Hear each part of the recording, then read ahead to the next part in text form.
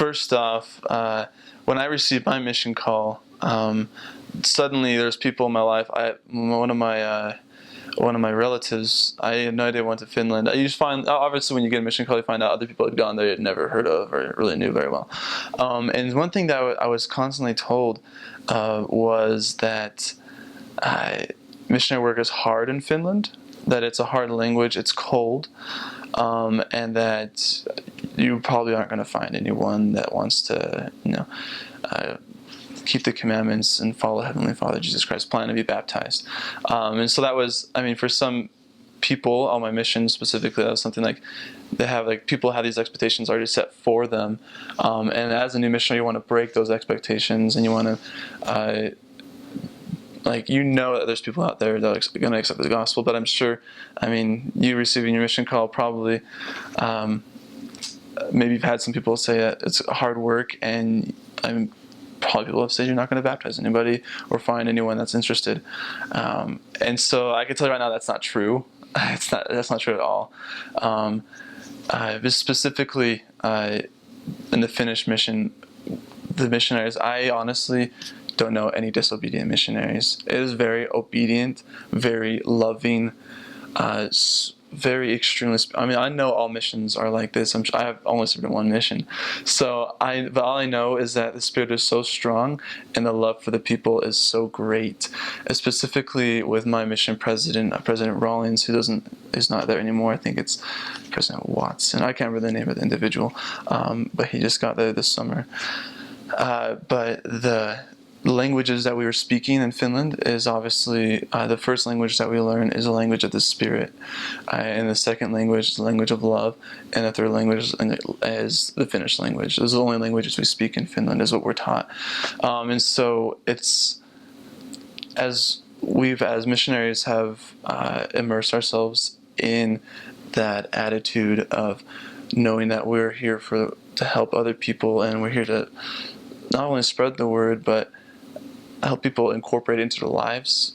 We find hundreds of people that are just prepared and ready to receive the gospel. And sometimes it's harder because Finns might be a little stuck in their ways or antisocial or something. But through the Spirit, you're able to open that up to them. And so you will find many people as long as you are doing those things, as long as you are speaking with the Spirit, instead of just speaking the language, which you will learn. For mission, I had people tell me all the time, and I came to the mission field, and they're totally not that at all. You find many individuals that are just wanting the gospel so bad, and others individuals that aren't wanting it, but end up finding out it's something they need and want, and then they accept it. But as far as statistics or those kind of things, like in Finland, there's about 5,000 members of the church. It has a very high activity rate compared to other parts of the world. Finns are very dedicated, honest, trustworthy, and when they make a commitment, they stick to it.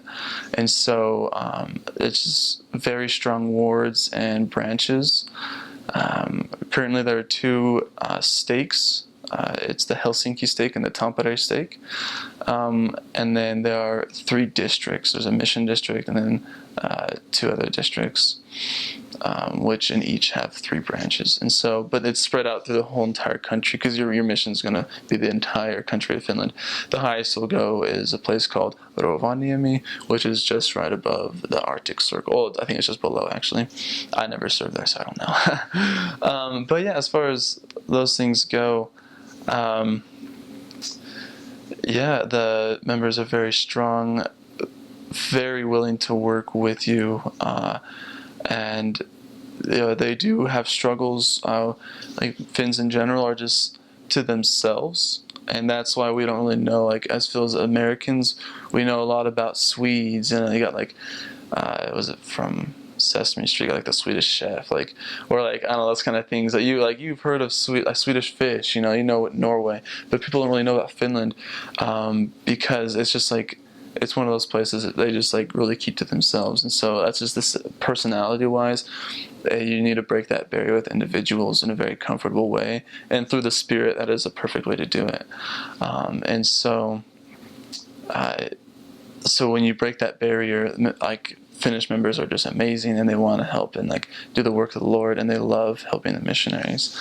And so you'll have a lot of things to be doing, a lot of work, and a lot of barriers to be breaking down. And so, but yeah, I think as far as it goes, and the work there, it's amazing. And so, and I love it. I love it so much. And so I hope to go back there again. You have to prepare yourself. Things are very expensive in Finland. So the church obviously will help you with that. They'll make sure that you are provided, because you get a monthly amount of, I guess it's not an income, but it's just like they give you a certain amount of euros to be spending that month on food and supplies. Your rent is already paid for by the church, if you don't already know that. You don't have to worry about paying for it. Like, you don't have to be signing out checks or anything like that. So the only thing, you're going to give a certain amount of money. Things are expensive, and so you'll learn to be very frugal. You'll go to more of the cheaper stores. There's a German store, it's great, called Lidl. And so very cheap things, and you'll just learn how to, if you go out to eat, you will not have enough money. You'll lose all your money in 2 weeks, easy. So it's very expensive. So you learn how to do that. You learn how to cook, because you're going to have to cook unless you want to eat, I don't know, garbage. So this is many skills you're going to learn. Plus, they don't have dishwashers. So they could have dishwashers. Some places do, but they do everything by hand. That's just a random thing they do there.